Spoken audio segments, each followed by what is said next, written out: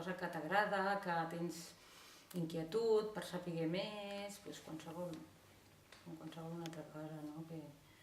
Que t'atreu, no? Que veus que és positiu per tu, que t'estimula, que trobes que estàs millor, que estàs fent un canvi intern, no? Que veus que la teva ment va fent transformacions, que t'ajuda a no patir tant, que t'ajuda a entendre el que és la ment, com la ment funciona.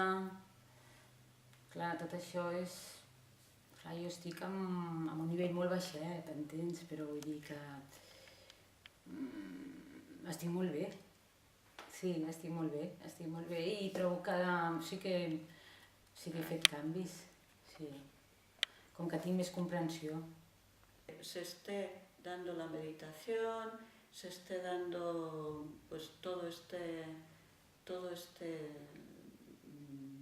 esta manera de estar mejor, de bienestar. El bienestar es muy importante, el bienestar físico y el bienestar mental es muy importante, pero hay que saber por dónde tengo que ir para estar realmente bien y para no dañar y para no dañarme a mí mismo, ¿no? Entonces, el budismo lo que dice es que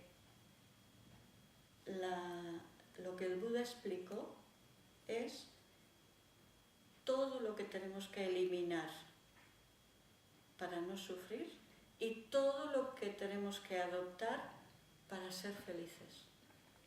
Porque si yo no soy feliz, difícilmente voy a poder ayudar a los demás a que sean felices.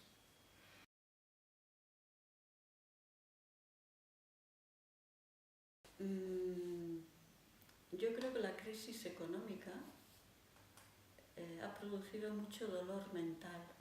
La gente ha buscado la solución a este dolor mental pues en los centros de budismo. Aquí se nota también que cada vez viene más gente, cada vez les hace mayor bien el meditar, el escuchar las enseñanzas, el tener la fuerza que te da, ¿no?